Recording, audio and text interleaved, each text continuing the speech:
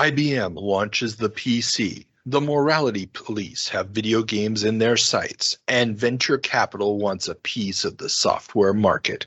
These stories and many more on this episode of the Video Game Newsroom Time Machine. I've been waiting a long time for a chance to say this. Stop the presses.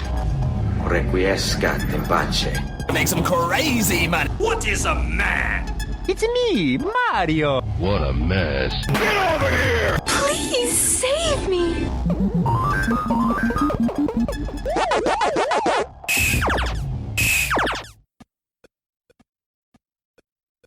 Welcome back to the Video Game Newsroom Time Machine, the show where we go back in time to see what was making headlines in the video game and home computer industries 40, 30, and 20 years ago. And before we can jump back to August of 1981, we need to first check in with our intrepid co-host for this episode because our usual co-host Peter is off doing something called earning a living. Welcome back to the show, Mads. Hi, Carl, and hi, listeners. Hey, I'm glad you were able to jump in on relatively short notice to help out here. Yeah, me too. Looking forward to it, mate. Yeah, this is a big one. I mean, this is a key episode. We have the launch of the IBM PC. I mean, normally I don't do any kind of, spoiler alerts like this ahead of time. But yeah, this is a big episode. So I'm glad to have you here. You, as a technical being, you're going to help navigate these waters. Correct? Yeah, I'm looking forward to seeing what you've dug out of all of the magazines for this month. Oh yeah, it's going to be fun. So, before we do that, though, necessary banter. What have you been up to since last we spoke? What have I been up to? Well, I've been having my vacation, I guess, since last we spoke, haven't I? Yeah. So relaxing, and now I'm really back into work again. So been damn busy these past couple of weeks actually. So yeah, well, it's been good. It's been good. Cool. Any big highlights coming to your podcasts? Any big highlights coming right now? I'm not sure actually, mate. We're I normally do all of the Game Club episodes along with Chris, and when every single summer we have a 2-month episode. Normally it's an episode every month, but every summer we have the Summer of RPG. So we're playing Xenogears at the moment, and that means, of course, that I won't be recording any RA episodes just now because we're in the middle of playing through this huge JRPG, and. Don't tell Chris this, but I've only played like 5 hours of it so far because I haven't had time for it. But this is like a 50, 60-hour game, I think. So I really need to find some time at some point. Yeah, that's one of those classic big PlayStation 1 games, isn't it? Yes. Oh. And spoiler alert, I think I'm beginning to think it's about killing God. So I'm looking forward to seeing where that story goes. So what you're really saying, it's Star Trek V, the RPG. Yes.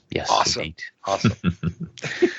But apart from that, I'm just sitting here being a tiny bit sad because just before we started recording, listeners, Carl asked me to turn off the video. So I'm sitting here totally Carl-less. There's only this voice that sounds like Carl floating around somewhere here, but I can't see him anymore. So I would say that's an improvement to my situation, but not me.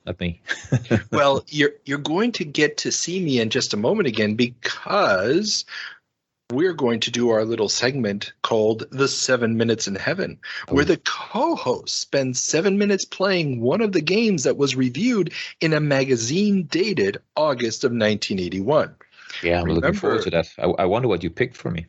Oh, well, this one is actually, this is a bit of a classic. I mean, a cult classic from one of the greatest programmers of this era, Silas Warner, who we talked about at length in my interview with the founder or co-founder, I should say, of Muse Software, Ed Zarin. Link to the interview in the show notes below. But yes, this is a little Apple II game called Robot War. Are you ready to rock and or roll? I am indeed. Excellent. Then let's go play some Robot War.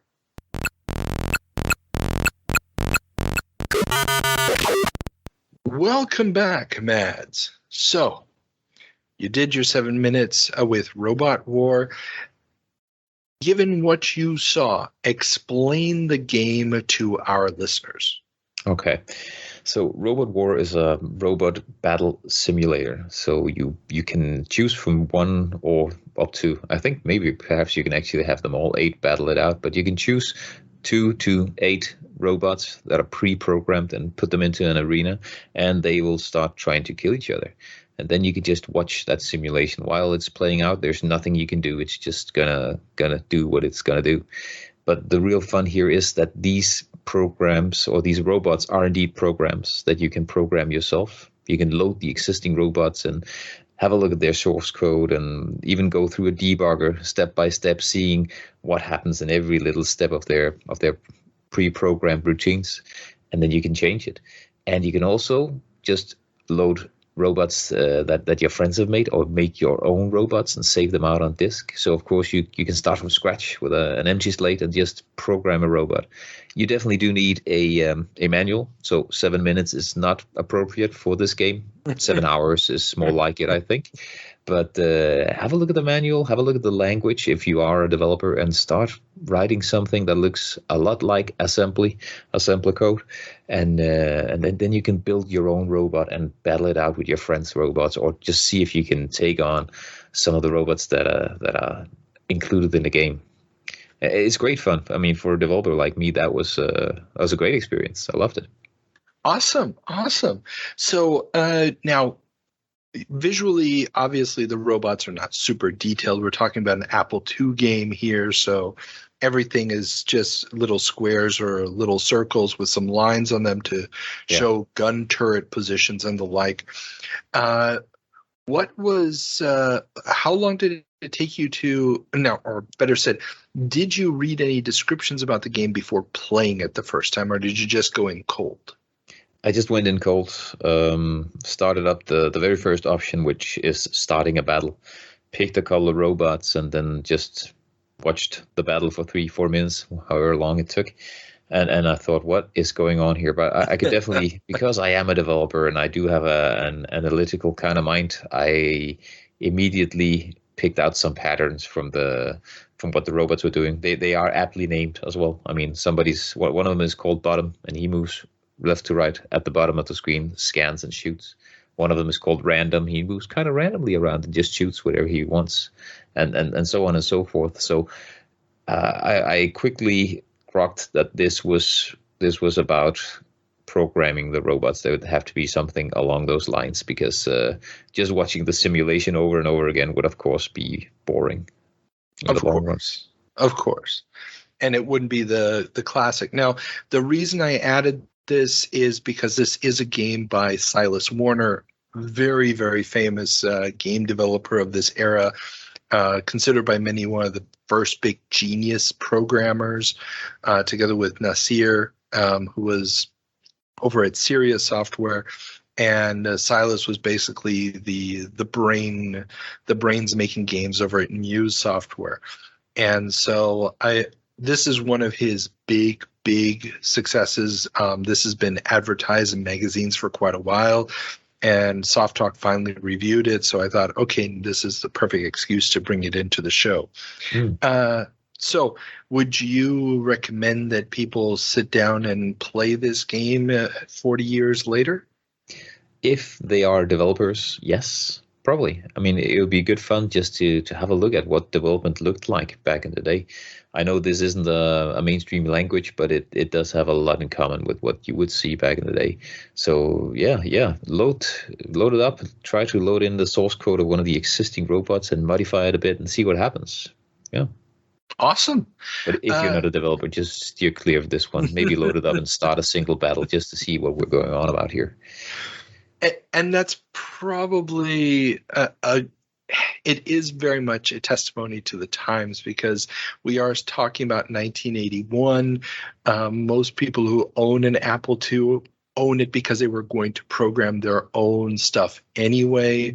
We're just now starting to get the people buying the machine because there are existing applications like VisiCalc, but for the most part, the install base for the system are people who bought it specifically to program and make their own stuff. So this game is really appealing to the existing user base, not what you would consider the typical computer owner today.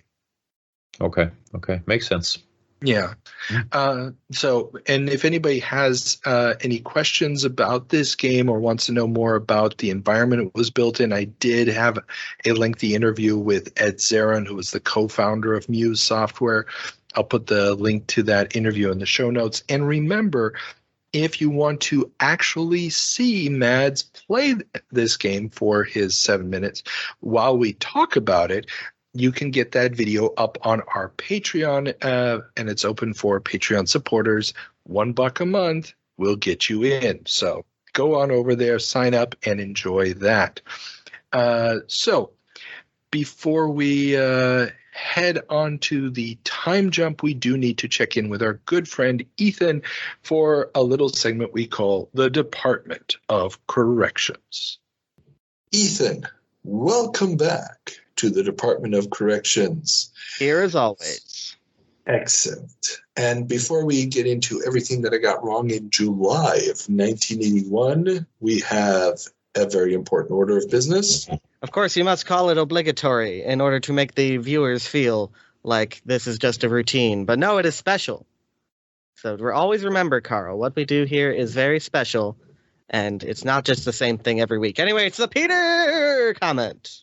Yes. Peter, you were searching for the name of Mario's girlfriend in Donkey Kong. It is Pauline, mayor of New Donk City. Do not forget the name. Pauline. Mayor of New Donk City. When did they establish that in the canon? In Odyssey. Didn't see Odyssey? Oh, really?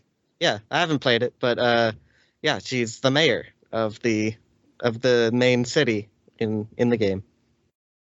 So at the end of the day, she's like, so Mario, you should have stuck with me. I mean, she's like dressed up like she sings several of the songs in the game. She's dressed up like a sexy jazz singer. It's like, I'm sure that was in there in part 2. Is Peach really the better pick? Really? Anyways. We go forward, and we are getting out our books, and we are paying too much for them, and this is the Department of Corrections. So, you were talking about Wizard of War, and you mistakenly said Nutting Associates instead of Dave Nutting Associates. I think you did it right the first time, but then you did it wrong the second time. Either way, you can't mess these up. Tribute to the late brothers Bill and Dave Nutting for the individual contributions that they had. They are not the same person, though, and this needs to be assured through historical telling. This is true, but they were big enough jerks not to distinguish the names of their companies enough for us to have it easy. That was on Dave, particularly. There may have been some intentionality there. He never fessed up to it in the interviews that we did with him. But that's a whole story in itself. Not going to tell you right here because it's a bit crazy. So, well, I will link in the show notes to Alex's episodes on this topic. Yeah. So he breaks that all down based on research that we did together. So to the next part. You're talking about the Sega Gremlin dual and mini videos when you're comparing them to the G80 converter pack situation. But the dual and mini videos were not actually interchangeable. They just had 2 games in them. You couldn't change one out for another. They had this thing called, really? And what are you basing this off of? Because I'm about to hit you with the truth hammer. Basing off the fact that I've read the full ads and everything. The mini video specifically was absolutely a one game solution because they sold it in different variations. I know that. But you could interchange the games on the mini. That was the whole point because it was originally devised for the Navy, so the devices would have actually been secured onto the ships.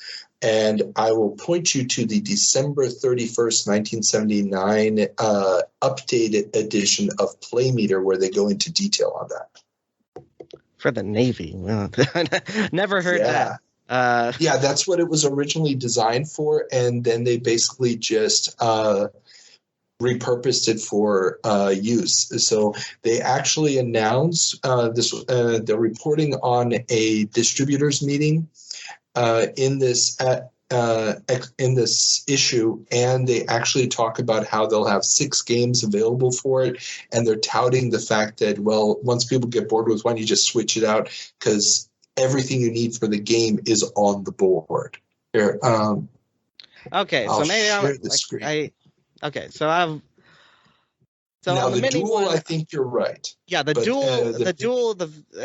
Vic Duel is just a 2-game system. It was like the main one was Head On and something else. I can't remember, but it was 2 games in one. It like even the marquee said that it had the 2 games. I don't know how you switch between the games.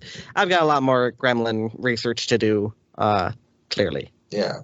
Yeah, but the Mini does have these interchangeable boards, and this is why for me it's got to be the germ. It's the first version of the interchangeable board concept for the arcade cabinets. I mean, I've talked to the tech people who are behind the G80, and they don't appear to think that. They think it was a corporate decision coming from on high, and indication is that it was David Rosen. So, I think the Mini was kind of like a special project, but that's another thing I need to ask them. I'll be doing a whole Gremlin trip in November, so. Oh, really? Hopefully, yeah. Cool. That's I look forward to hearing that. Yeah, I look forward to hearing that. Yeah. Okay, so partial correction to the Department of Corrections, but still you're corrected, Carl. Yes. I stand corrected on the Duel. I definitely lumped those both into one thing, and I shouldn't have done that. All right. And to the next point, release of Donkey Kong. When Donkey Kong originally came out in Japan, the character did not have a name, so he was not called Jumpman. This is true. He was not called Jumpman. It took until the American release. It had a divergent origin. We don't know exactly what the thing is behind this, but for a long time, people say he was just called Jumpman. So on the Japanese cabinet, there is no indication of what the player is called. I translated it and everything. It doesn't say Mario, Osan, Jumpman, Mr. Video, anything. The flyer in the United States says Mario, and the cabinet says Jumpman. Yeah, and I translated the Japanese flyer, and it just refers to the player. Right. Yeah, I did the flyer too. So. Yeah. So I got that wrong because we were talking about the Japanese release of Donkey Kong. Right.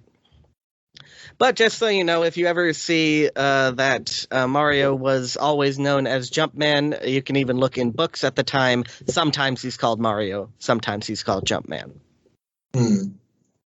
Yeah, I mean, wouldn't they have just decided on a name in Japan and made it easy for the rest of us? I mean, supposedly, at some point they would have had to confirm that the name was Mario. There's the story about it being Nintendo America's landlord, but at some point the people in Japan have to internalize that and they have to accept that. They don't do that with everything. You can even just look at the Mario series itself. The Princess Peach in America, but Princess Toadstool in Japan. Which makes more sense. Yeah, I mean, that's the pun and everything. But, so at some point, Japan had to approve Mario. So I feel like it came from them, but that's myth making and all that stuff. Exactly. And nobody over there's talking, so. Well, I mean, Miyamoto, I believe, has confirmed the origin of it, but it's just nobody has ever sat down and been like, this the official story is that the American staff came up with it. Because, there's a myth that the landlord guy burst into the room as soon as they were deciding a name, which is probably not true. But, so leaving that there, not going to go deeper into mythologizing. All right, to the next part. So, on the G80 system, you said the converter pack system, this big moment, which I hope to cover very in depth in the Gremlin book that I'll be writing. You said that they would change the controls. Normally they wouldn't change the controls on it because a lot like the games on the system pretty much got standardized around a joystick and two buttons. There were a little bit of variations, but not in the beginning. They were all the same control scheme. And you could actually change the monitor because you could convert it from a raster system to a vector system. Oh, really? Yeah, cool. It was so it ran off the same hardware, but you could change the monitor out. I mean, it's pretty intricate design. Talk to the guy who did the major practical design work on that, Alex McKay. And he, it was quite a feat, but it does not work out. It does power Gremlins games for the rest of their existence, pretty much. But, then they fall apart. But that's a story you'll get to. Oh, definitely. Well, and also right around this time, Sega is introducing the first color vector screen. So.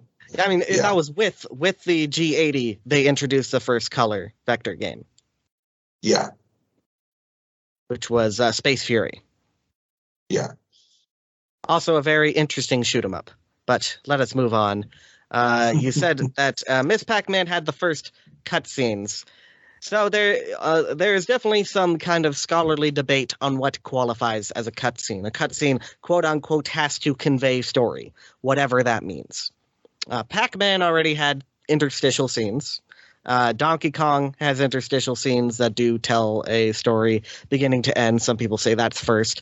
Way before that, there was Moonlander on the deck system, where when you do a successful landing, you get out of the spacecraft onto the surface, and if you're next to the McDonald's, you go and pick up a Big Mac. Cool.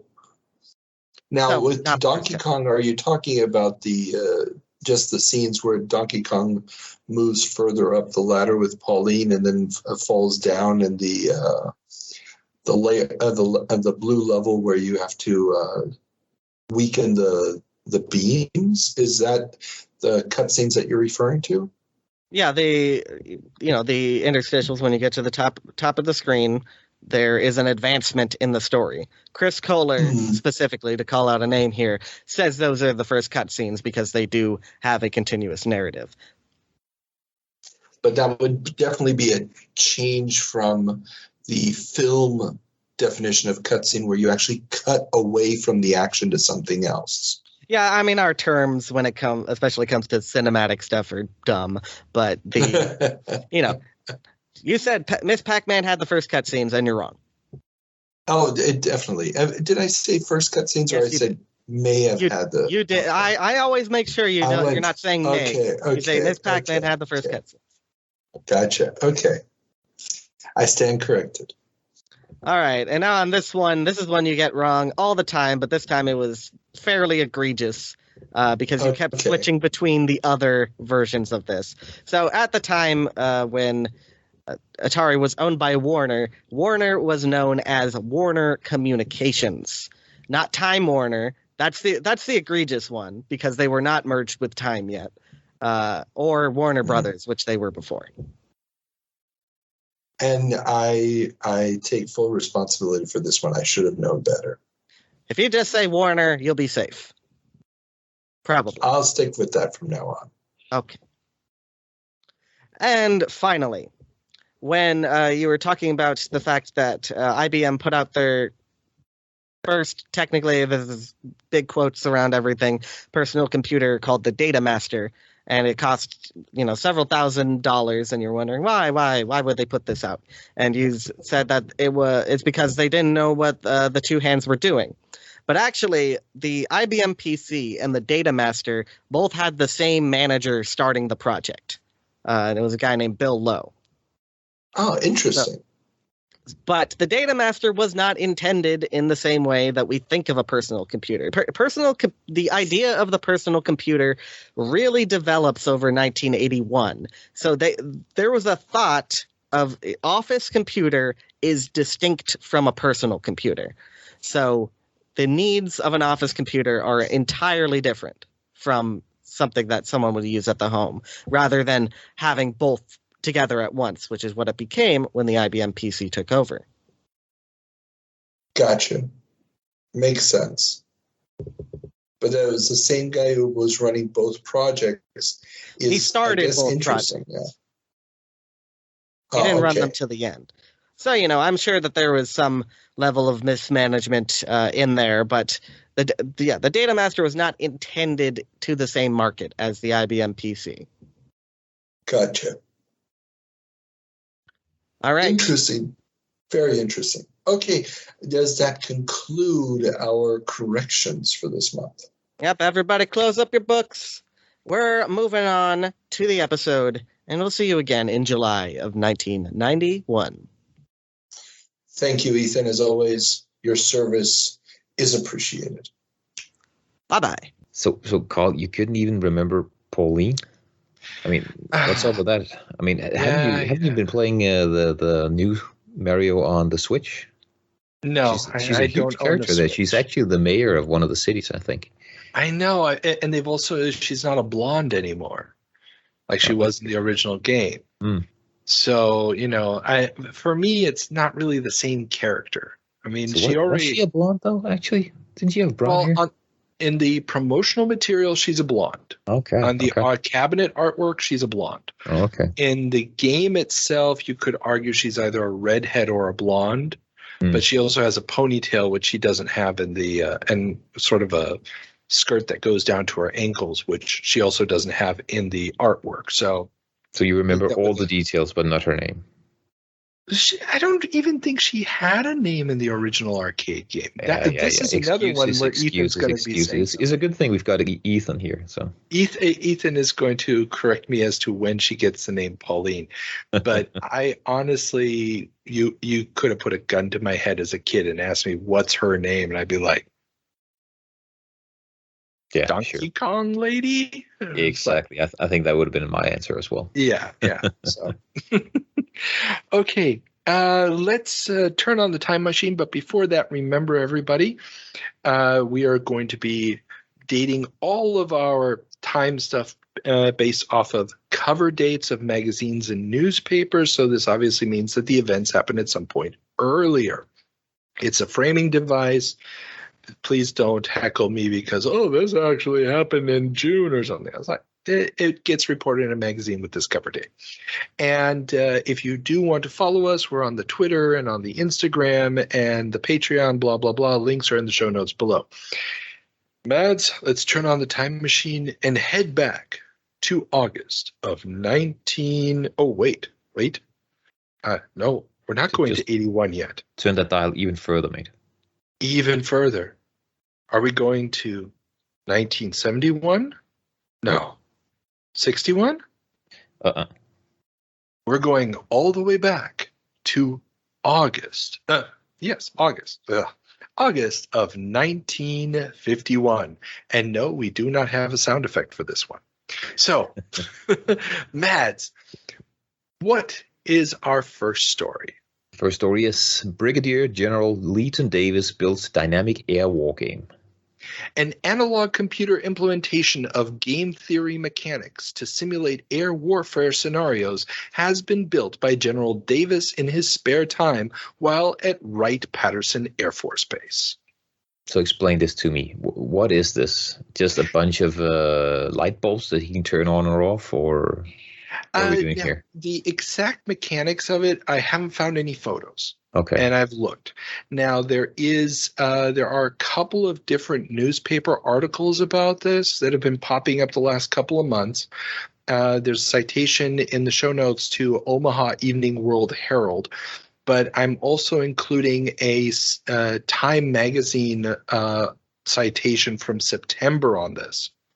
And the way that they describe it is that different operators of the game are playing different sides of a war. So it's a two-player thing.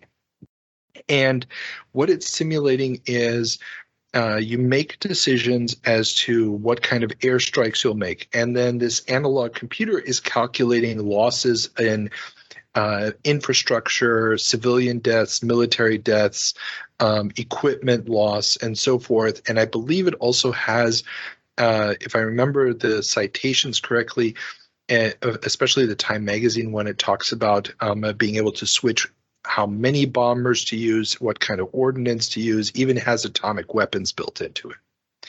And so it's calculating fatalities and everything else. Now, it's an analog computer, and they talk about switches and hearing clickety-clicks. So I'm guessing that it's a souped-up mechanical calculator, more or less. Yeah. I was just envisioning a lot of switches with all the stuff you said was actually dynamic within this game. Exactly. But the funny thing is he's using a game theory, which is a relatively new concept still at this point. And are you familiar with game theory? Yeah. Okay. So it's using those mechanics to sort of be the foundation of the logic of this game. Now, I did find that General Leighton Davis does later on, years later, does get a patent for a board game that has some electronic components in it. Couldn't find any evidence of that actually getting manufactured or picked up by anybody.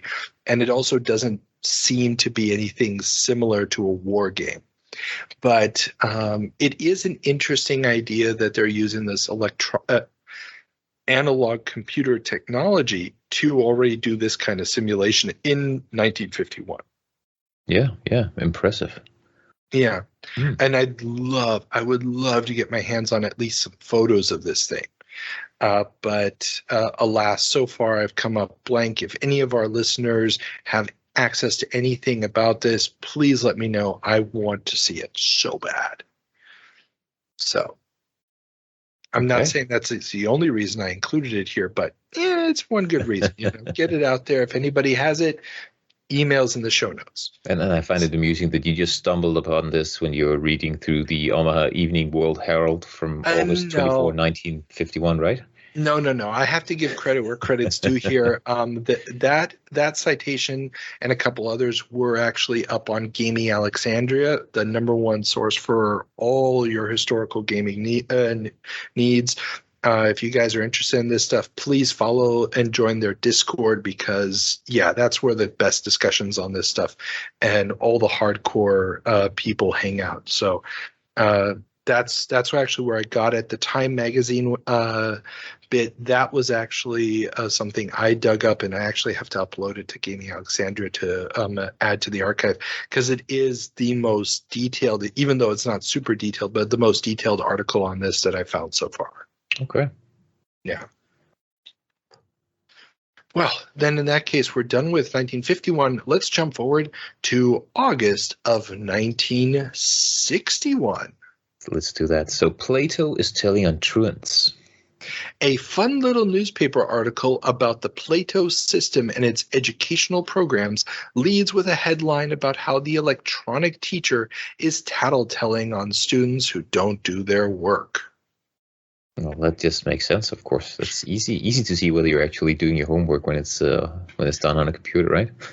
Yeah, exactly. Now, the weird thing is, the Plato system, this is a very early article about an early version of the Plato system. So this article is a very early version of the Plato system. And the article itself doesn't even talk about this whole truant thing. It's just kind of weird that the headline for the article focuses on this because they're trying to somehow give a personality to this learning computer that they just don't understand. Yeah. But it is interesting in the sense that the article already talks about how there's these educational programs on the system, and the students can interact with the computer, and it'll show them if they got the things right and get it wrong. And you can tell by the language used in the article, they really don't understand it. It's almost as if the writer of the article is told through a third party what this thing looks like, hasn't actually seen it themselves, and is trying to imagine it. It's like if you go to, one of these old European churches from like the 16th or 17th century, and you see a mural with animals, like a Noah's Ark picture, and all the animals that are from Europe look kind of realistic, and then you get to the lions and the elephants, and they just don't anatomically look right, where the tusks are in the wrong place or something because they've never seen one. Yeah. That's what this article sounds like. It's like the person has no idea what a computer with a screen even can conceivably be like, and it's a fun little piece of historical ephemera. So Plato actually had a screen in 61. Yeah. So I was thinking, printed teletext terminals. Yeah. It's not yet the monochrome flat screens that they'll have later on that will be developed for them, but they do have screens already this early. Yeah. Okay, some sort of vector display, I guess. I don't know. I honestly don't know. I almost want to say it's a bitmap, but it's very, very low res. I don't think it's vector. Okay. Yeah, but I'm not hugely steeped in the Plato history, unfortunately. Okay. Ready to do another jump then?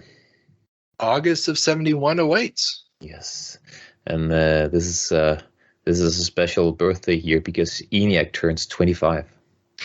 Considered by many to be the first electronic computer, the Eniac turns 25. While its principal creators are still in the industry, they play relatively small roles, have not made a fortune, and no major national celebration of this milestone is planned. Yeah. So Eniac, I know that by name, but I know almost nothing about it, actually. World War II computer. Yeah. So, I mean, you can look at the date. So we're talking about a machine that's built during the war. And again, it's one of those historical things where I'd love anybody out there who really, really has done their research on the Eniac. If you want to come on and do a whole extra episode on it, drop me a line and we will do a whole extra episode on the Eniac. And if I remember correctly, it starts out as a device to improve the calculation of tables for shooting shells in war. So in the old days, if you were an artillery shooter, you would have the problem of trying to figure out, okay, what angle, what distance, how much oomph does the shell need to hit the target, wind factors and all this stuff. And during World War II, they even had these little pre-printed tables where the guys could try to figure it out, or they'd have to do some math while they're being bombarded and stuff. It was a very inefficient system. Yeah. And ENIAC was one of this machine built to try to do those type of calculations. And when they do build it, if memory serves me right, again, I'm not a big historian on this, it becomes sort of a more general purpose machine, so they can do all sorts of other calculations with it as well. And it is really, in a big way, the birth of the American side of this equation. The UK had already been doing a lot of stuff the years before this with code cracking and stuff, but ENIAC is the first big electronic computer. And it's built in the U.S., and it basically, a lot of the people who worked on that go on to, do other big research and development in the computer industry over the next couple of decades. Yeah. So I guess what Turing was building in the UK, wasn't that an electronic machine then? No, it wasn't electronic. It was still using a lot of analog components. It was the first, I believe it counts as the first general calculator in the sense that you could program it to do different things. But this is the first truly electronic computer. Okay. Yeah. And again, I'm just going to do the shout out to Ethan. You're probably going to be able to correct me on this, so please do. Sure. Yeah. And and it's interesting to read the articles from the time. New York Times actually runs 3 different articles on 3 different days about this: August 1st, August 4th, and August 9th. And the first article kind of is like, oh, this is a big deal, and the creators are going to be at this big dinner, and then the realization hits. The president's not going to be showing up. Nobody from the administration is going to be showing up. There's no major politician showing up to this thing. And it kind of becomes this non-event, and it's part of a larger yearly event where all these people in computer science come together, to talk about computer science and stuff. And they're bemoaning that, it's been 25 years since we built ENIAC, but we haven't made as much progress as we thought we were going to make. They were expecting computing to be far more advanced in 71 than it actually was. So while it's cool that they're celebrating it at this event, there's this undertone of, we wanted this to really revolutionize the world, and you get the feel from the articles, at least, that these guys are like, it did really turn out the way we hoped. But they did get there in the end, though. But these guys, of course, they didn't know that yet. Exactly. I mean, we're on the cusp in 71 of some of the big breakthroughs that are going to make it possible. It's just they haven't happened yet. I mean, we've been talking in previous episodes around this time when I believe it was this year or last year, we had the first chip memory. So, getting away from these giant pads of copper wire. They were these big blocks of copper wire that was used as memory. We finally are down to chip memory, which is the thing that's going to revolutionize the size of the computers and things like this. So the changes that are really going to be necessary to make computing more accessible are happening right around this time. It's just they haven't hit the mainstream, and they haven't hit the mass consumer market just yet. Yeah, sounds reasonable. Yeah.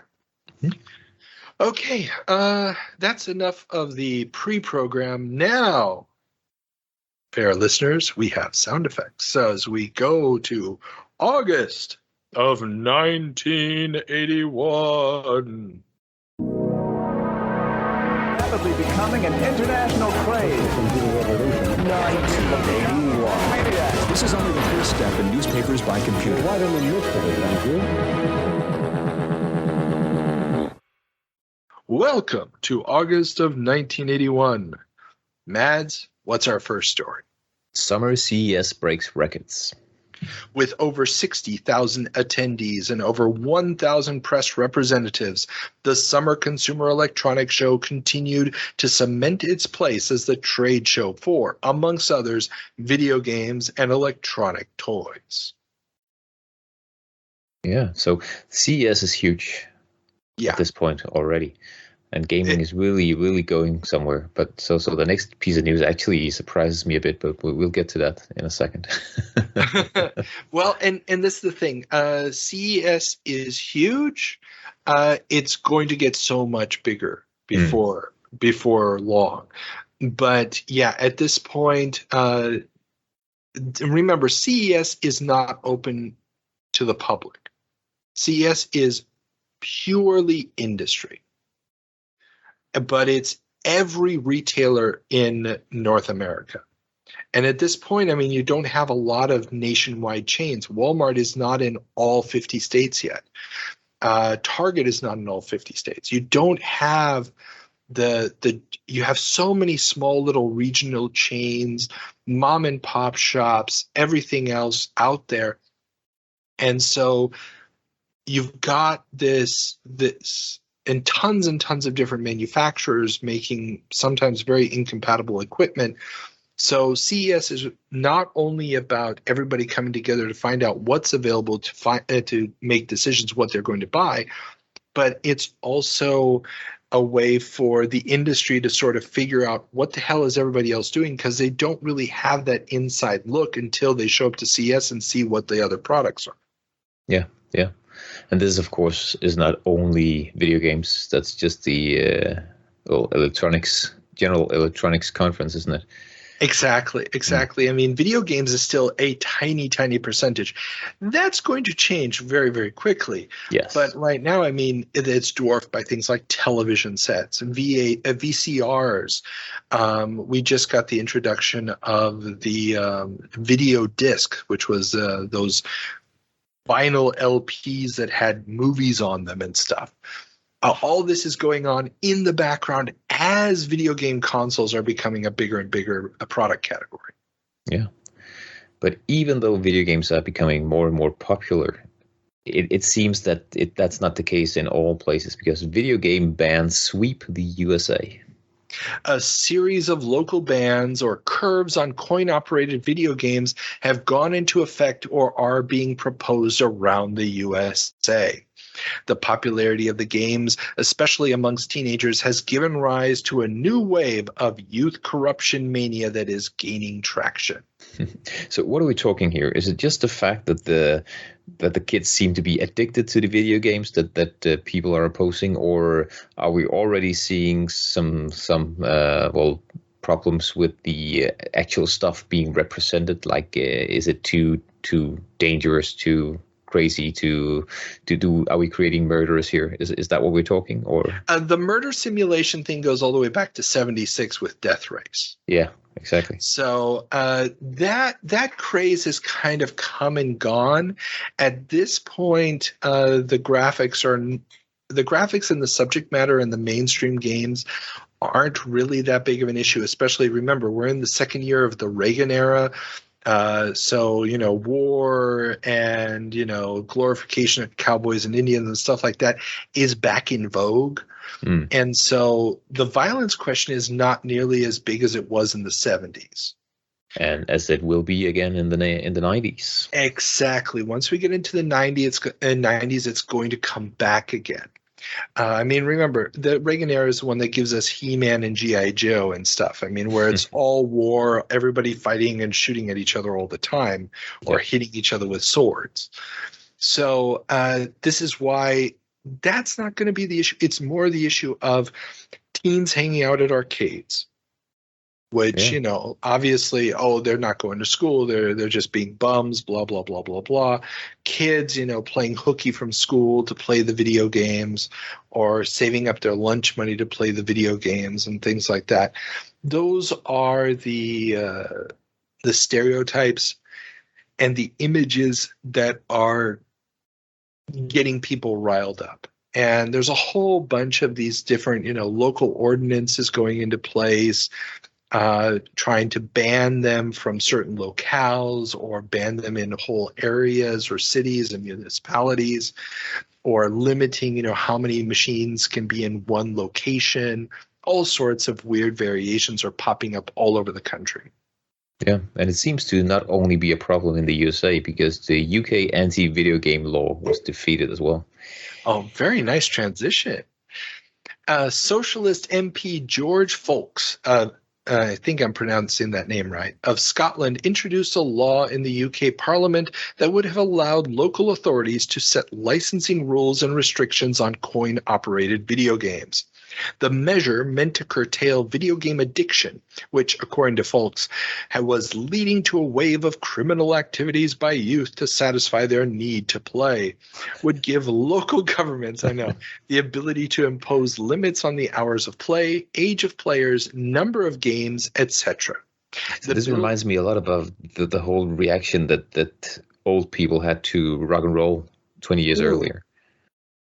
Rock and roll 20 years earlier, comic books 30 years earlier. Yeah. I mean, it's the same nonsense everybody has. You get a new medium, and as soon as teenagers are doing it, let's face it, everybody is afraid of teenagers.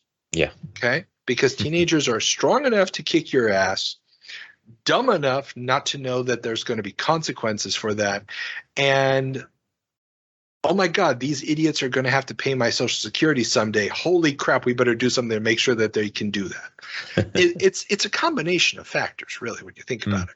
Yeah. Yeah. No, it's all the same old nonsense. But yes, so the bill was defeated by 114 to 94. Remember, this again is the Margaret Thatcher era in the UK. It's, business laissez-faire type of thing. So with Michael Brown, a 29-year-old conservative MP, coming to the defense of the likes of Space Invaders.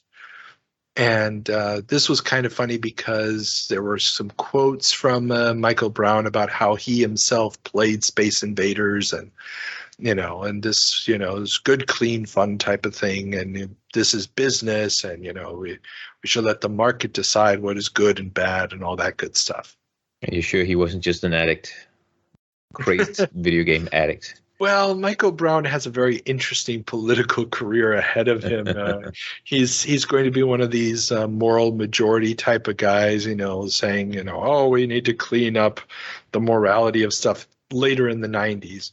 And then he's going to get caught on film vacationing with a, under UK law, minor who happens to be another male, and he then leaves the party and then becomes one of the Brexiteers and basically makes his living being a conservative hard ass on television shows nowadays and stuff. Mm-hmm. No, the guy's got a very interesting career. I was like, I know that name from someplace, but yeah. So, but he helps defeat this bill at this point. So, hey, good on him. At least he did some good then. At least he did some good. Hey, anybody should do whatever they want, but just don't go moralizing about crap and then get caught doing it. That's where I'm like, the moralizing was already bad enough. That poetic justice if it wasn't for Sky News. Okay. So next piece of news: Atari gets injunction against General Computer Corporation. General Computer Corporation, makers of speed-up kits including Super Missile Attack, a modification board for Atari's Missile Command, has been hit with a restraining order prohibiting them from continuing to sell the boards. Atari is also suing them for $5 million plus legal fees and all profits from the boards. Ultimately, the case would be settled and GCC would agree not to sell any more unlicensed add-ons, thus leading to their Pac-Man add-on Crazy Otto becoming the licensed Ms. Pac-Man. Yeah, the better version of Pac-Man. I love that. Oh, it was a natural continuation, some more variety in the gameplay, better AI, faster game pace, the little story elements. So, yeah. Yeah, the game that wasn't the first to have cutscenes, right? It was not the first to have cutscenes, no. But I'm still going to say they popularized the concept. But yes, they were not the first to have cutscenes. Most definitely the first game I saw that had cutscenes in it. It blew my little mind. I remember that. Oh, definitely for me as well. And it's interesting, this phenomenon of the add-on boards is huge at this point. And every major manufacturer, Atari, Midway, Stern, all of them have full-page ads in the magazines this month, warning companies against counterfeiting, warning operators about having counterfeit machines on location. It's a huge deal at this point in time. Yeah. So I'm guessing these wouldn't actually really be fakes. They could just be stuff you, as you say, add on to your existing boards. So speeding up some processes and maybe rewriting a few chips. Isn't that it? For the most part, yes. Now, most of the kits were basically your speed up. So if you walked up to the machine, you would see the same logo. You would see all the copyright information would be the same. When you start playing the game, you'd think it's the same until you would realize everything's running maybe 10, 15, 20% faster. Yeah. Okay. Some of the boards, though, got more creative. And this is really where General Computer Corporation was an interesting outfit. It was basically just a bunch of students doing this. And they had really tried to reverse engineer the boards, really figure out how they worked. And this is when, if you added one of their boards, Missile Command now said Super Missile Attack. So yeah, I was just about to say that maybe that was just one step too far. So starting to change the title and list yourself as the developers and stuff like that, then maybe you're looking for trouble, right? Aren't you? You're looking for trouble, but at the same time, their argument was, hey, Atari, the operator still needs to buy your machine to use our board. So you're not losing a sale. In fact, the more popular our board is, the more machines you're going to sell because more people will need the underlying cabinet. Yeah, that's true. But the other way around, if they do some errors in their board add-on, it reflects back on Atari and gives them a bad rep. It would if you could still see the Atari logo someplace. Yes, of course. If they replace everything, then well, and I believe this is what they were doing. They were so when it booted up, you didn't see it. Now I don't know if they were also selling changed marquees and stuff. That I don't know. The big problem here is, and we saw this a few months ago when our 7 Minutes in Heaven was Asteroids Deluxe. These companies are planning on doing sequels that are basically what these guys are doing. So the argument that it's not stealing sales from them doesn't ring true, because that's what Atari's going to do. That's what Midway's going to do. They're going to come up with their own sequels. Yeah. Now, Midway in this case not, because they licensed Pac-Man from Namco, and they're going to have to get permission from Namco to do Ms. Pac-Man. And Namco apparently didn't have any big plans to make their own sequel to Pac-Man at this point. So it really is a question of, are you taking away their opportunity to sell a full-blown sequel game, which is basically just going to have better graphics, maybe sped up gameplay, and improved AI. And in many ways, it's true. That's what it would have done. I mean, and we see it with Ms. Pac-Man. Their board does exactly what a sequel at this time would have done. Yes. Some minor tweaks to the formula, but everything else stays the same. True. But I'm glad we got Mrs. Pac-Man there. That's a great version. Oh, yeah. I mean, and if it had just been the Crazy Auto add-on board, virtually nobody would have ever seen it. Oh, that's true. That's true. They needed the Pac-Man name. Yeah. And the distribution. Let's not forget that. I mean, GCC has been selling their Super Missile Attack in the magazines with ads. I mean, I've been seeing this for months and months and months now. These one-page ad with a giant nuclear mushroom in the background advertising their add-on board. Yeah. That's not going to get the mass distribution that Midway can do with having regional distributors that have actual stock of the games and all this stuff. I mean, yeah, they're going to sell maybe a few hundred boards, but it's not going to be the thousands or tens of thousands that a Ms. Pac-Man machine can sell. Makes sense. Yeah. So I'm starting to get hungry here, but that's good that Bally gets into the pizza biz. Nice transition. You're on fire today, dude. Pinball and arcade game maker Bally has decided to expand its location-based amusement activities from casinos to pizzeria arcade hybrids through the acquisition of Chicago area chain Barnaby's Family Inns, Inc.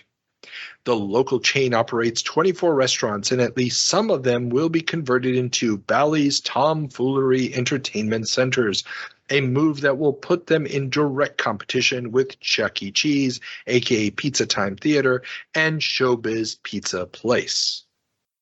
So did you actually ever go to one of these? I never went to a Tomfoolery because they were literally only in and around Chicago.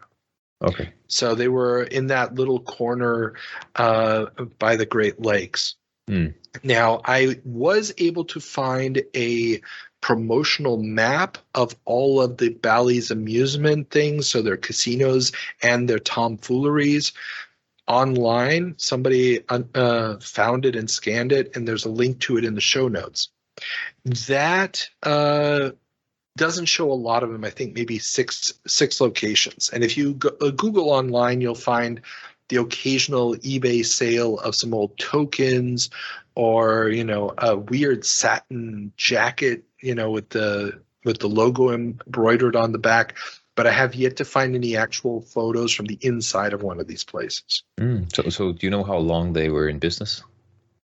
As far as I can tell, they did not renew the trademark in '83. So they don't last very long, no. Okay. And Bally is also going to be investing at the beginning of '82. They're going to buy Six Flags, which is a chain of big amusement parks, roller coasters and stuff. Yeah, they're still there today. Yeah, Six Flags is still around today. Now, they've gone through a ton of different owners over the years. Bally's, I think, only owns them for like 7 years or 6 years. But this is around the time when Bally is trying to figure out what to do, because the casino business is so highly regulated, and there's all this talk about different jurisdictions maybe allowing what they're calling video lotteries, which would be a specific type of one-armed bandit. So they actually, a lot of places are talking, let's just legalize gambling machines. And the arcade operators would love it, because it would mean massive revenues even above and beyond what video games can produce. And Bally would be the perfect company to be at the forefront of that, because they have such a long history of making devices and running casinos. They also know how to make stuff that will comply with complex regulations for different areas and stuff, where an international manufacturer like the German manufacturers at Leeton and stuff that make these type of machines as well, they'd have a much harder time adjusting their machines to comply to all the different regional regulations in the U.S. So what kind of regulations would that be? Well, not a lot of these ever pass. It's really one of these things around this time where a lot of people are hoping it'll happen, but it ends up fizzling out. And the idea is it's going to go all the way through to the 90s, but you might have regulations that determine what the payout rate has to be on the machines. Okay, stuff like that. Yeah, because, for example, in Germany, that's one of the reasons why you have these gambling machines all over the place. I mean, you go into little, greasy spoon restaurants or fast food places and stuff, and you'll see these machines just standing there in the corner, and every bar has one or two. But what they have is a government-mandated payout rate. So you can't, just set it to pay out once every 500 people. It's a much lower rate. I don't know exactly what it is, but you have to pay out considerable amounts. So it's profitable, but it's not as profitable as like a Las Vegas type of thing. But even in Las Vegas, the machines are regulated to pay out in certain increments. Okay. And so, but there are many regional differences in the U.S. then that you need to live up to. Well, it's basically, remember, the United States is organized just like the EU is. So you have 50 independent nations that are just in a free trade zone with one another, with some powers given to the federal government. This is why you have 51 definitions of murder in the United States, because every state has its own statute, plus the federal government does, just like in Europe. I mean, the laws in Spain are not the same laws as in France. Completely different systems, but everybody's got the same passport. Yeah. So this is why, if you were going to do it in the United States, every city could regulate it differently. And having experience with, we've got lawyers that we can call up in the different areas, or we have our headquarters where, the guys will be able to specialize in this and figure it out, is a lot easier if you're already in the States and you've already been dealing with this kind of stuff on some scale than trying to come in from the outside. Yeah, of course. So, a drop in electronic sales begin to affect corporate bottom lines.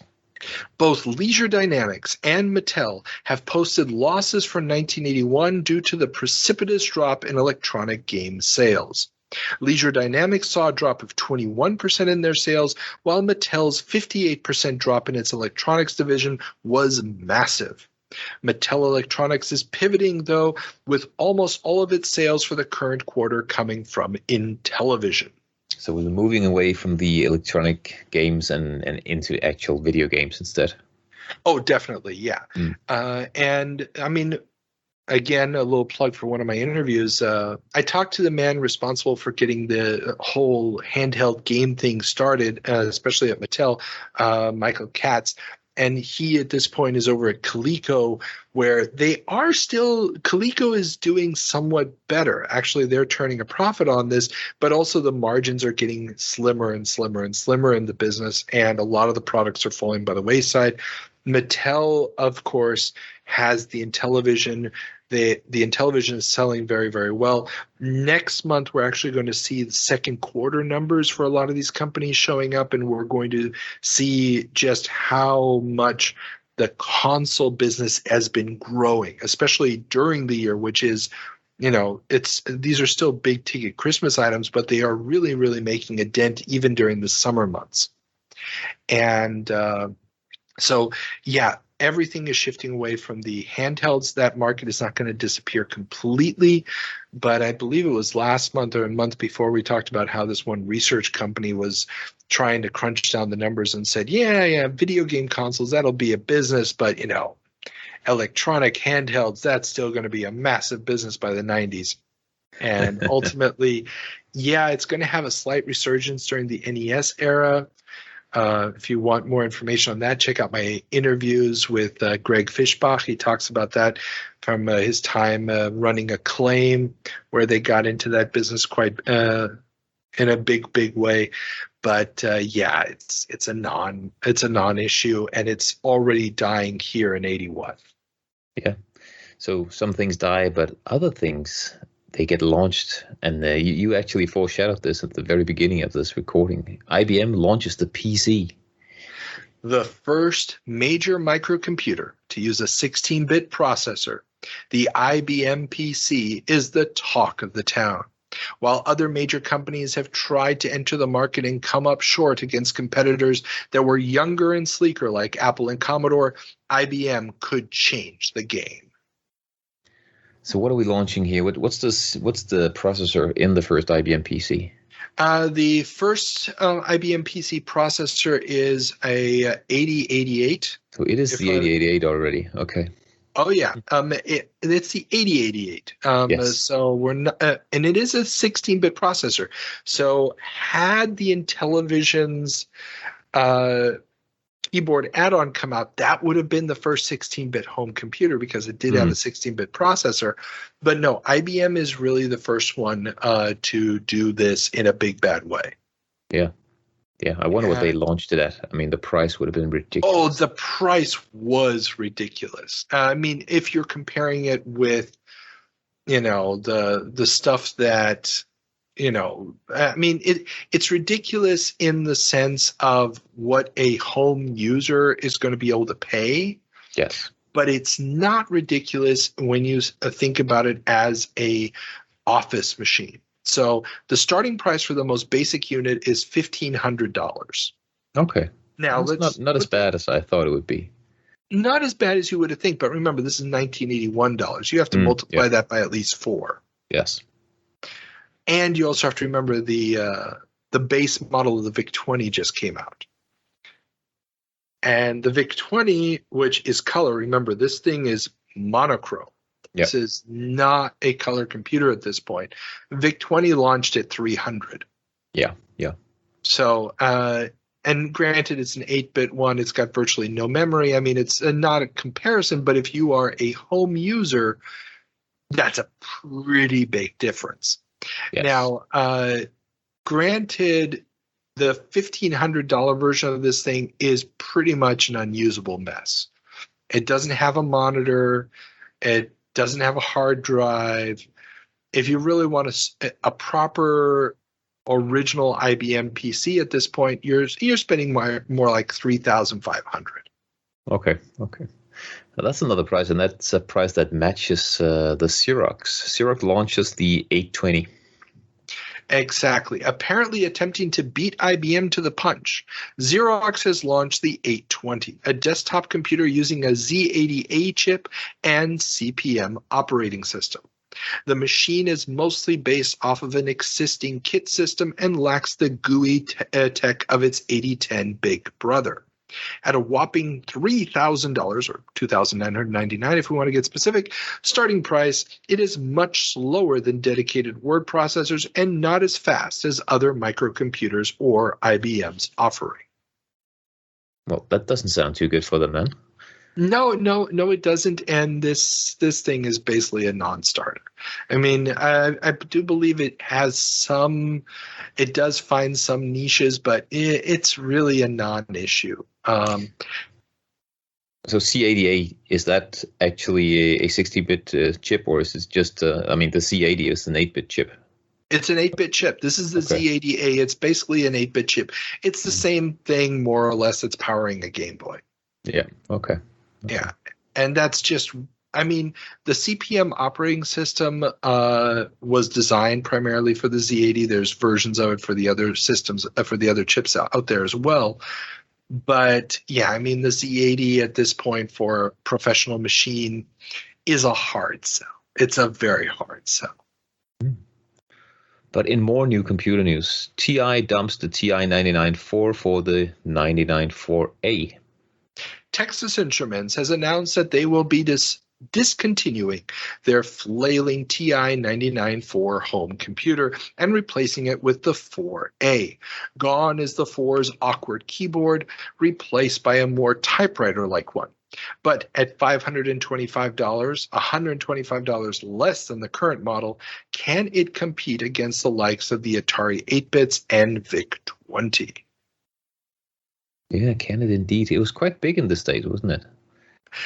It had a giant ad campaign, famously with a now disgraced Bill Cosby, but then America's Dad, Bill Cosby, running the ad campaign. And Texas Instruments was just a huge name. But the problem with the system was that almost all the software came on cartridge. And until you got this real keyboard, it was a nightmare to use. And so their window of opportunity is going to completely vanish with the VIC-20. The VIC-20 is going to knock it out of the park, especially when Commodore decides to bypass specialty stores and sell almost exclusively at mass retail. That is what's going to push the VIC-20 into selling over 1 million units way before anybody else even gets close to that mark. Well, that and Captain Kirk, of course. Oh, of course. Bill Shatner is, the gold standard for TV advertising. Bill Cosby is not going to be nearly as cool as Bill Shatner. True. Yeah. But yeah, no, the TI, I remember seeing them occasionally here and there, but the system just doesn't have it, especially at that price point. It's just too damn expensive. But in a couple of years, we'll be talking about the infamous price war with Commodore that's going to crash the entire home computer market. That'll be fun. Good times ahead. Oh, yeah. I'm looking forward to that one. So even more 8-bit news. Acorn advertises the BBC Micro. With Christmas fast approaching, Acorn isn't taking any chances and has a full-page ad in this month's Your Computer magazine telling UK computer enthusiasts all about their upcoming machine's technical specs, as well as how its BBC backing will make it the right machine for you. The show it is meant to support won't launch until January of 1982, and production won't start until September and be available by mail order from the end of October. But you can get information about it by sending in a nifty little cutout, and schools might be able to get a 50% subsidy. So the BBC Micro is the little computer that could have been huge if it was priced differently.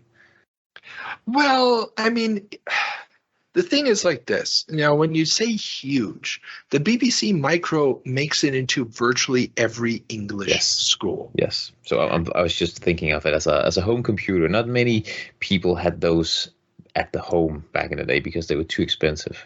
Yeah, but remember, they were too expensive because the tech in them.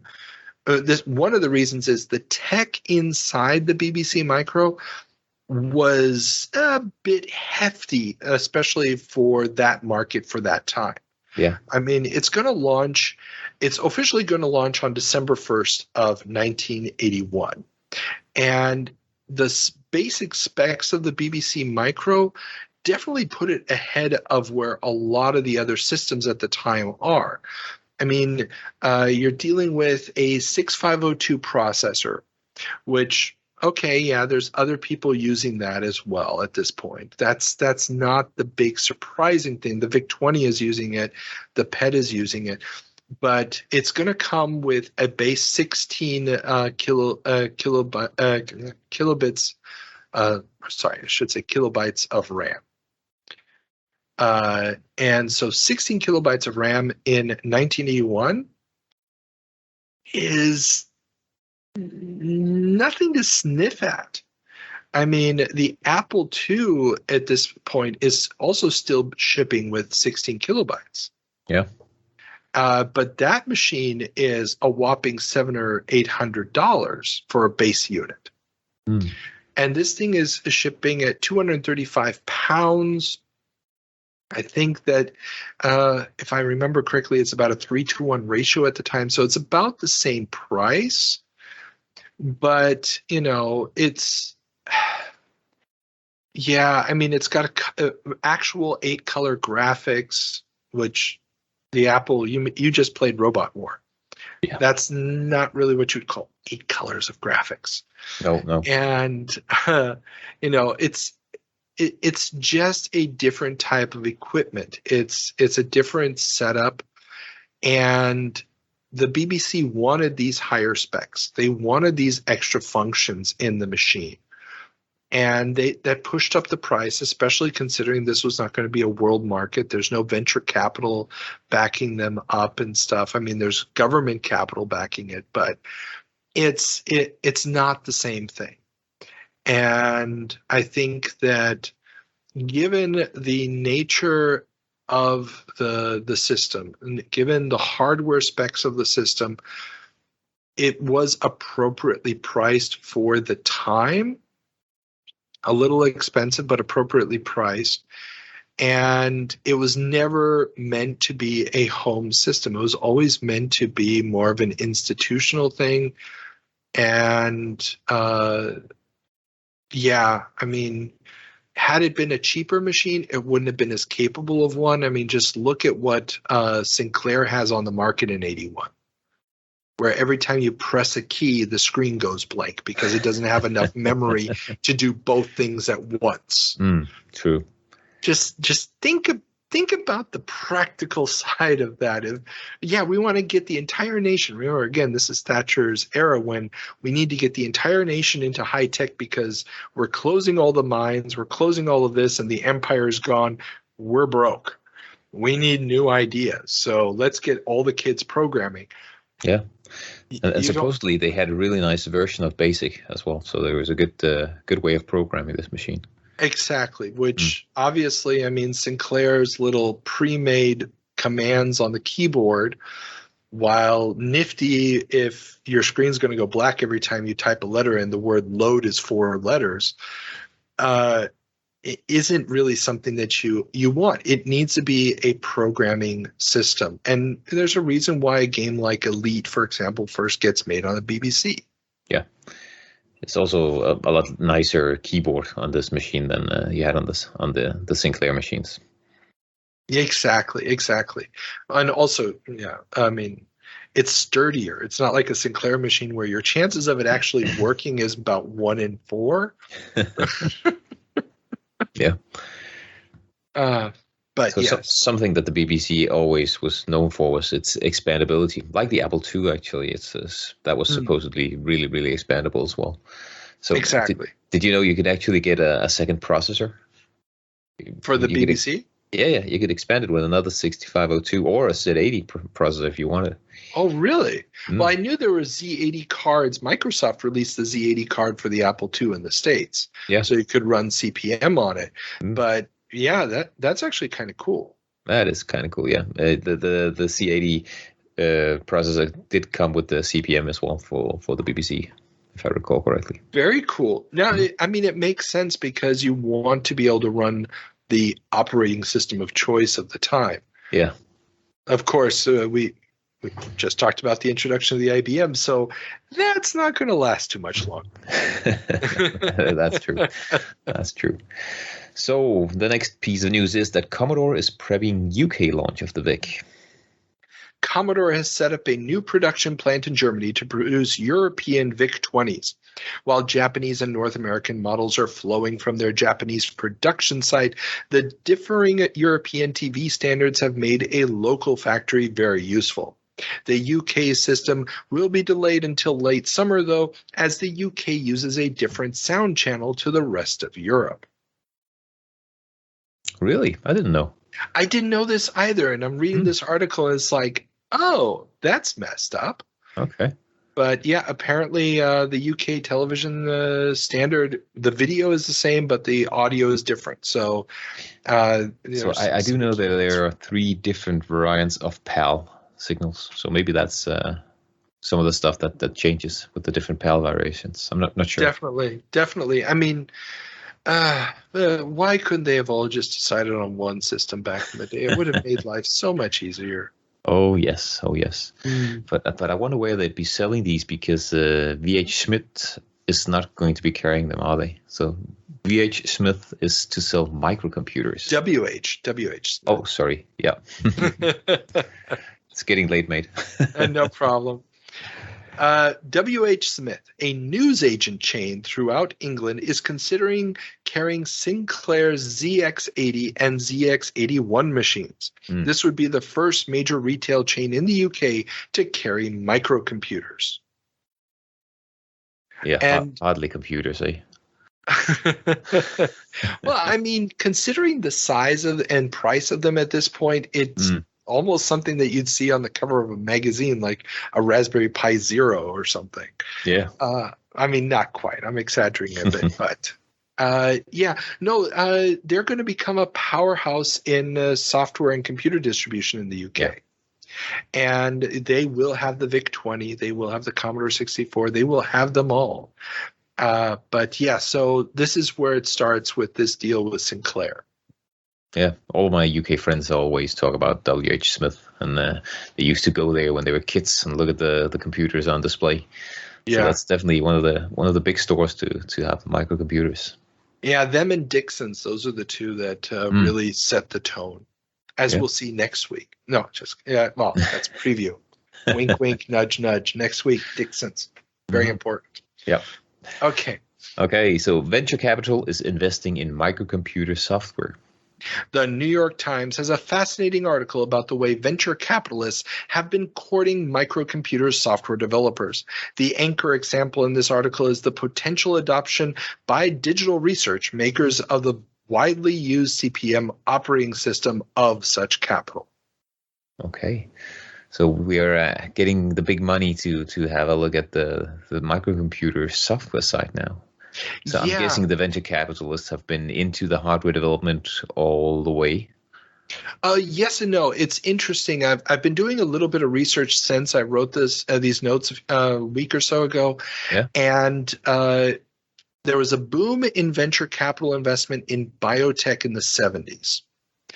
And then that kind of fizzled out because the hope that biotech was going to start making all these cool things, they were basically 20, 30 years too early for, gene therapies and stuff. They thought, this is going to happen in the 70s. When that fizzled out, they then started looking around for other things to invest in, and they started first looking at hardware. And most of the big hardware stuff had already been financed. You got your Apples and stuff. And then now they're looking at the software. They're saying, okay, where can we put some money? And it's interesting that digital research is being courted at this point. I don't know if they actually ended up taking the funding, because we just reported last month Microsoft has purchased QDOS, a quick and dirty operating system.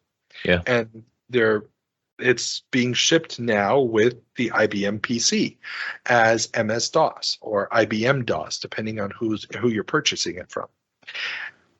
So this is already, CPM is already dead. They just don't know it yet. And there's venture capitalists trying to pump money into them, which is funny. Yeah.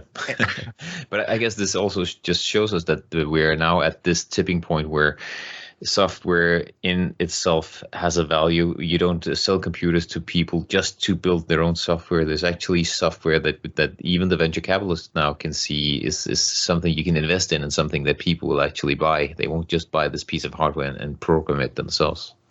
Exactly. And you really see it in the magazines. We're almost on the 3rd anniversary of this show now. And the magazines at this point, the section that's reviewing software is getting bigger and bigger and bigger every month. It's like 3 years ago, if there was a review of software, it wasn't really a review. It was like 2 paragraphs of somebody going, hey, isn't this nifty that somebody actually put this program they made on a cassette? And now it's like, oh, well, in this game, the scrolling routine is okay, but we've seen better in these other games. It's becoming so much more professional. And just like Silas Warner and Nasir and so forth, there's certain developers, Lord British, who are becoming known quantities, people that you're looking forward to their next game. And also what's starting to disappear from the magazines are the listings. So the type-in listings, they're still there. There's still, a couple magazines doing it, but you can tell it's becoming a dying breed, and it's no longer very complex programs. The programs are getting a little bit simpler. It's more like, oh, you can learn how to program from this, as opposed to, this is the way to distribute complex software. And so, software is on the cusp of becoming the thing that pushes hardware, as opposed to you buy hardware to make your own software. Again, Robot War was a perfect example of this transition. It's a professionally made game that you purchase from a professional company, but it's targeted at a group of people who bought the computer to make their own games, to make their own software. Yeah, so kind of a stepping stone. Yeah, exactly. It's living in this weird nether realm of, here, buy my game, you guy who wanted to make your own game. Yeah. And it's also funny because of right around this time, again, I put a link to my interview with Ed Zarin, the co-founder of Muse Software. He also got approached for venture capital at this time. And he tells the story wonderfully, where the venture capital is like, hey, we got all this money, we'll give you the cash. You can do, what do you want to do with all this cash? And he was like, I don't know what I would do with all this cash. I like my company the way it is. I'm making the games that I want to make. I'm selling the games. Everything's fine. What do I need your venture capital for? I don't know what I would do with it. I don't know how to make this a big professional company, because that's not who I am. And so he declined the venture capital. And we're also still at a stage where you don't need huge teams to create video games or software, for that matter. Just a piece of software is something that's made by 1 or 2 persons. So I'm not sure what you need a lot of venture capital for. Well, the VIC-20 has very, very little memory, and that's going to have a problem. Namely, you can't load games from tape into memory that are worth a damn. You have to buy them on cartridge. Yeah. Well, cartridges are a lot more expensive than a cassette tape. Ah, okay. So there were some production costs there you could cover. Wait until we get to 83. There's a reason why, if you go on Moby Games, there's a whole bunch of companies that don't exist in 84 suddenly. They're all going to be hit by the same thing. My interview with Ken Williams, he talked about this. It almost took down. He only got saved because he got a contract from IBM to develop a game for the IBM PC Junior, which turned out to be King's Quest. Yes. Without it, Sierra would not exist. That was the only money left after he got stuck with a whole bunch of VIC-20 cartridges. Yeah. Muse Software is going to get stuck in this problem as well, not because they invested in cartridge software, but just because the entire market collapses and he doesn't get paid for a ton of product that was already in the stores. Same thing is going to happen to Sirius Software. I just interviewed the co-founder of that a couple days ago. They'll be up on the Patreon feed in a few months. And he tells exactly the same story. They get caught in the production costs of cartridges for the 2600 and the VIC-20.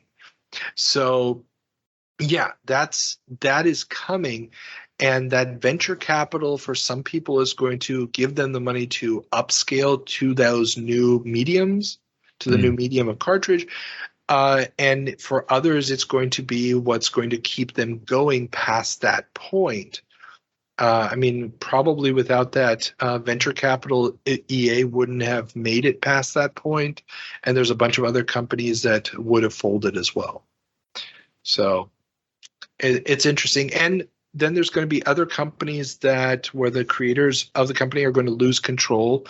Again, point to my Michael Katz interview. That happens to the original founders of Epix. Basically, they took the venture capital, and when they weren't expanding the company fast enough or doing the things that were more profitable, they just get kicked out and get replaced by Michael Katz. Yeah, that's what happens. When you take the venture capital, you've somebody else owns you now. Yeah. So yeah, interesting, but it's a very good article. I put the link in the show notes. I definitely recommend everybody read it because it really is a cool moment in history there. Nice. So from venture capital until some an anniversary here. So Creative Computing celebrates the 20th anniversary of Space War.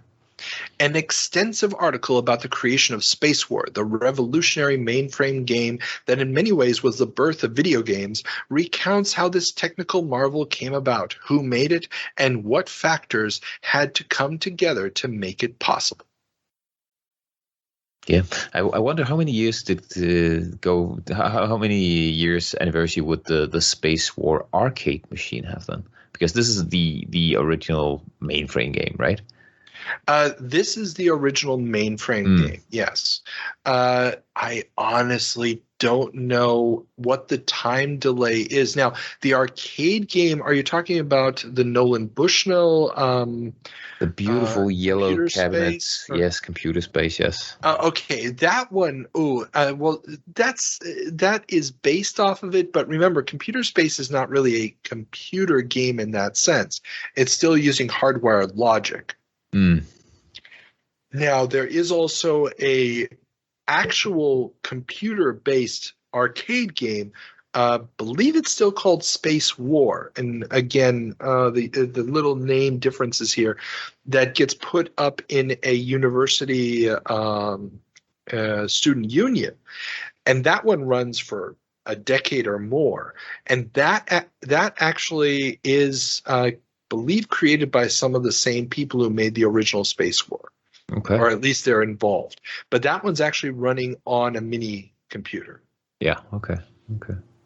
So yeah, there's a great episode, or maybe even it's 2 episodes of the They Create Worlds podcast where friend of the show, Alexander Smith, breaks down the history of those different versions. I highly recommend. If you're interested in that, oh my goodness, he does a great job of breaking it down and the different characters and how the different versions come about. Yeah, I need to check that out. Oh yeah, definitely. I'll put a link in the show notes. I'll send it to you after we're done recording. It's really, really good stuff. Yeah, I'm sure I was thinking of Computer Space from 71. Yeah, Computer Space is a very different creature in that sense.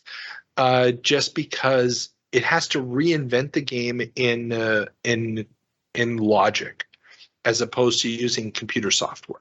Yeah, okay. And it's a complete re-engineering. So there's some aspects of the game that are very different. I know they've got one of the cabinets at the Video Game Museum in Berlin. Yeah, I know. But when I was there, it wasn't working. It was out of order, and I was so pissed. Yeah, I've never seen it turned on as well. I've only been there once, and it wasn't working when I was there. Yeah, I've been there 3 times, and all 3 times it wasn't working. And I think at this point they're just not turning it on so people don't play on it, and which is so wrong. I love that museum though. It's great. At some point, dude, we got to organize. Once this whole pandemic crap is over, we got to organize, get a whole bunch of us together there for one joint trip. That would be cool. Yeah, that'd be nice. Yeah. So for the final piece of news today, we're going to June. I guess Frank Herbert gives computer advice. Frank Herbert, creator of the Dune novel series, has released a guide to microcomputers called Without Me, You're Nothing. The book attempts to give the reader a general overview of computers and follows it up with his program map system for designing programs, not through code words, but through symbols. The book sadly seems very, very out of date, without acknowledging any of the current juggernauts such as Atari, Apple, or Commodore. So designing programs through symbols? What does that mean? As far as I understand it, and I own a copy of this book, and I have for 20 plus years, but I've never actually read it all the way through it. Well, the problem is the book comes out in 81, and it's still talking about PDP 11s, and it's talking about just ancient freaking hardware. Yeah. So again, it's as if he started writing it at some point before the Apple II came out, before the Trinity came out, and just never went back and revised it. And so, yeah, but he has this symbol system where it's sort of each symbol represents a type of function, and you put the symbols together to organize your program so that then no matter which programming language you're using, you can just look at the symbol and then apply the proper commands of your operating not your operating system, but your programming language to the structure. Mm-hmm. Interesting. Yeah. Yeah, I mean it's an interesting concept, and the fact that it's Frank Herbert writing this book is kind of cool, but ultimately it's designed for an era when we were talking here about how in 1981 a lot of the installed base for computers were people who bought the computer originally to program themselves. Well, he's talking about an era before that when you didn't just program yourself using an existing high level programming language. You had to develop your own programming language because there were no programming languages, type of thing. Yeah. So it seems to me as if he was creating a language to be performed by a virtual machine, but the virtual machine was the human that had to do the actual translation and make it into machine code. Basically, that's what he's doing. Yes. Okay. And it's an interesting little artifact of a bygone era from a guy who was used to taking a long time between books and apparently not realizing that this was a little bit too long of an amount of time. But it's still kind of cool that it came out. There's a link to the entire book up on Google Books, and archive.org also has a copy of it. Put those in the show notes below. Yeah. So we're at the end, mate. That's it? That's it. No more news. No more news. Another episode gone. Mads, your final duty as co-host. What is the word of the episode? So that's going to be real easy this time. I mean, everything is about launching. So launch. Launch. Oh, I like it. Good choice. Okay. Well then, in that case, this episode has been launched. Mads, thanks so much for being here. Again, tell the kind folks where they can listen to your other work. Yeah, thanks for having me, mate. So I do podcast with the Retro Asylum, so you can check me out there if you are into your retro gaming. And I also record a little podcast called Playthrough, where we play through what we call middle-aged games, so up games that are more than just 2-3 years old, and but not retro yet. So been playing through some great games there as well, so you can check me out there if you want. Awesome. Links in the show notes below, of course. And everybody, thanks for listening. Join the Patreon and follow us. Give us the likes, the thumbs up, or whatever else is available to you wherever you're listening to this, or listen to it multiple times. That works. Good, great stuff for the statistics too. Okay.